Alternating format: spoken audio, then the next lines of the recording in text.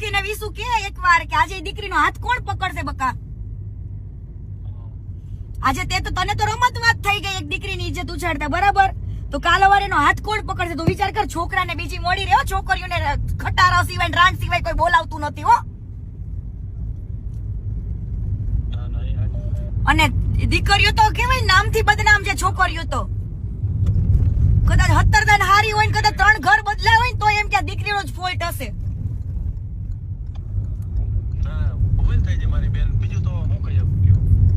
તું તને દિલથી એવું નથી થતું કે દીકરીને મારે માફી માંગી લેવી જોઈએ એવું?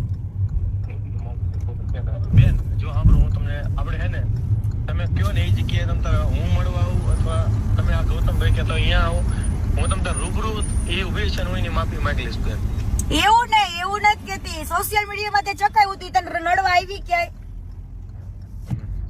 ઈ તને નડવા આવી આજ દિવસ સુધીનો રેકોર્ડ બતાવી કે દીકરીએ તને ઊંચા અવાજે વાત કરી હોય તો હાલ. છેલ્લે તમારા ડિવોર્સ થયા ને તોય હસતા મોઢે ગઈ હતી, તો પછી ન્યા સુધી તારી એની વેદના ભૂલાય નહીં બકા.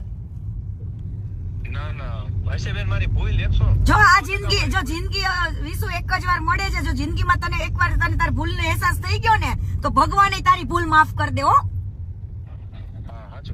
હા, એટલે ઈ વસ્તુ યાદ રાખવાની કે આપણે કદાચ ભૂલ કરી હોય ને તો એ ભૂલને એક્સેપ્ટ કરી લેવાનું. કઈ ભૂલ એક્સેપ્ટ કરવાથી કોઈ માણસ નાનો નથી થઈ જતો. તો આ તું એક્સેપ્ટ કરી દી દીકરીને, એના ઉપર જે કલંક લાગ્યા છે ને કલંક દૂર થઈ જાય. કાલ સવારે એને બીજું ઘર વસાવવું હોય તો વસાવે, અત્યારે એને હાથ કોઈ જાળવા વાળું નથી વિસુ.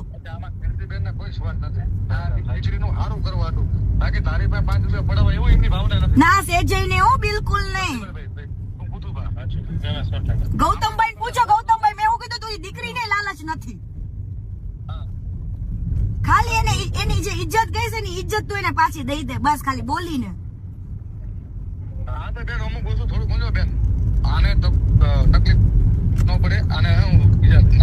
તકલીફ જો ગૌતમભાઈ, એને જયારે ઈ બોલતો તો ત્યારે દીકરીને તકલીફ નહોતી પડી.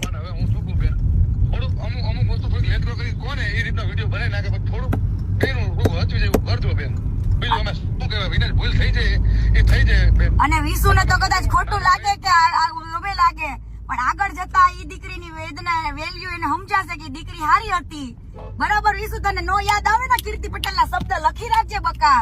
તે તો હજુ કાજલ ને 2